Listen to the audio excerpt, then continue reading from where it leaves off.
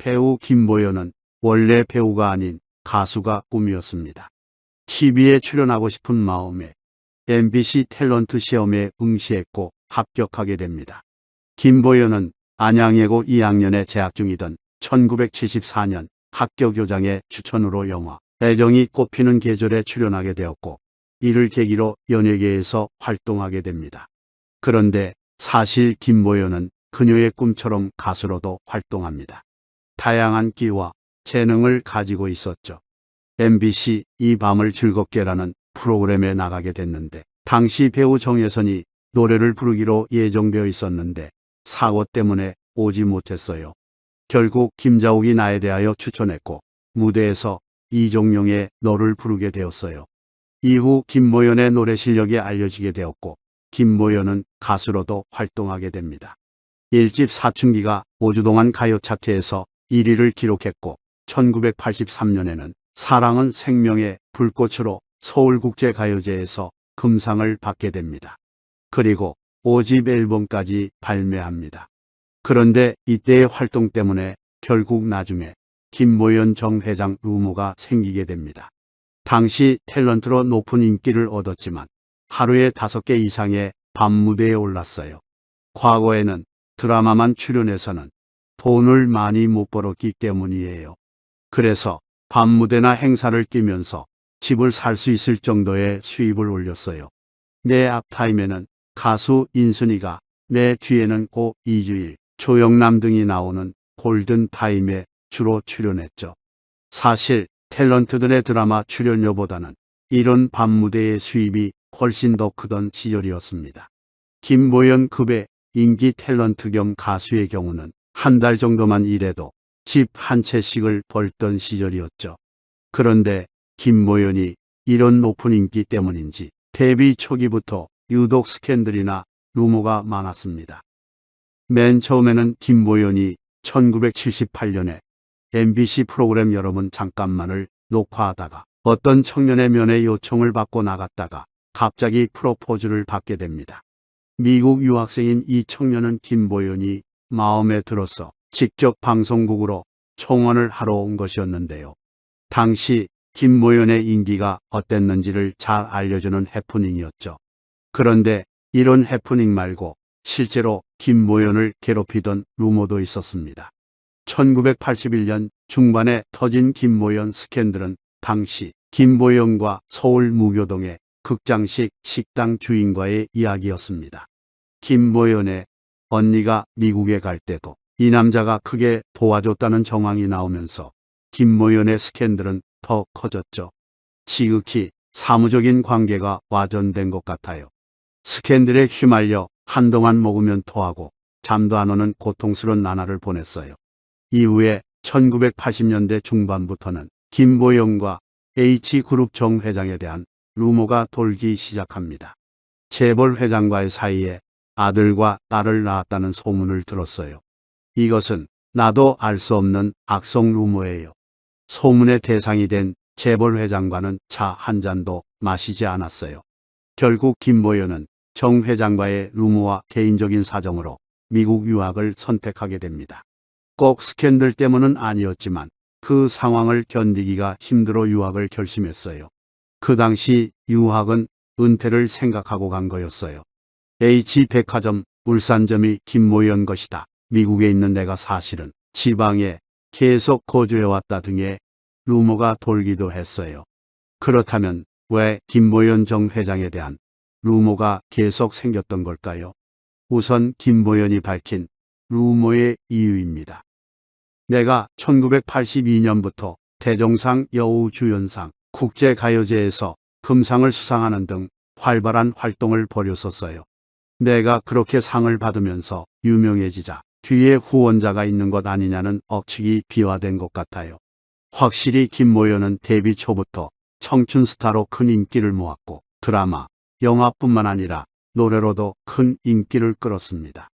김보연에 대한 이런 억측이 생길 수 있는 상황이었죠. 또한 김보연은 또 다른 이유를 말하기도 합니다. 지금 생각하면 그때 제가 잘못했어요. 그런 루머가 떠돌던 말건 신경 쓰지 말고 계속 활동했어야 했는데 유학을 가서 그랬어요. 결국 김보연이 국내에 없는 동안 정 회장과의 루머는 더 크게 생성되었고 오늘날까지도 그 루머가 사라지지 않고 있습니다. 그렇다면 김보연 본인의 말 외에 김보연 루머가 진실이다 혹은 거짓이다라고 판단할 수 있는 근거는 없을까요? 실제로 2001년경 탤런트 출신 K여인이 정 회장을 상대로 친자 확인 소송을 제기하면서 김보연이 당사자로 지목되기도 합니다. 정말 어이가 없었어요. 듣자 하니 소송을 낸 여자의 아이들은 20살 안팎이라더라고요. 우리 애들은 이제 겨우 12살, 8살이에요. 그 애들이 어떻게 소송을 냈다는 건지 너무 기가 막혔어요. 결국 김보연의 루머는 사실이 아니라 거짓이었습니다. 아이들의 나이가 맞지 않기 때문이죠. 김보연이 오해를 받아서 억울해했던 모 탤런트는 이후 두 딸이 재벌 회장의 친자임이 확인됩니다. 결국 그 재벌 회장의 호적에 입적이 되었고 정당한 유산 상속을 받을 수 있게 되었죠. 이후 김보연은 9살 연하의 전노민과 만나 2004년 재혼합니다. 방송에 출연해 인꼬 부부의 모습을 보였지만 전노민의 막걸리 사업 실패로 큰 빚이 생기며 결국 2012년 합의 이혼합니다. 전노민은 1년 뒤 방송에 나와 심정을 밝히죠. 언론에 비춰진 모습들은 하나도 가식적인 건 없었어요. 결혼 생활을 하며 행복했고 즐거웠어요. 사업할 때 잘 되면 괜찮지만 잘못되면 말이 많아요. 내가 사업을 크게 하다 실패했고 이혼할 때 모든 게 내 잘못이다 했어요. 경제적 어려움을 안고 싶어서 이혼했어요. 두 사람은 이혼 후 위장이혼 의혹에도 시달렸습니다.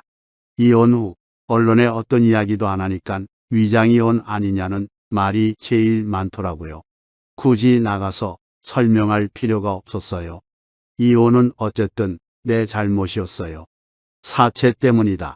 수십억 빚에 쫓기고 있다. 빚이 100억이다 하던데 속된 표현으로 미치겠더라고요. 이제 사업 실패도 거의 다 정리됐어요. 지난해 타작을 하며 빚도 마무리 단계예요.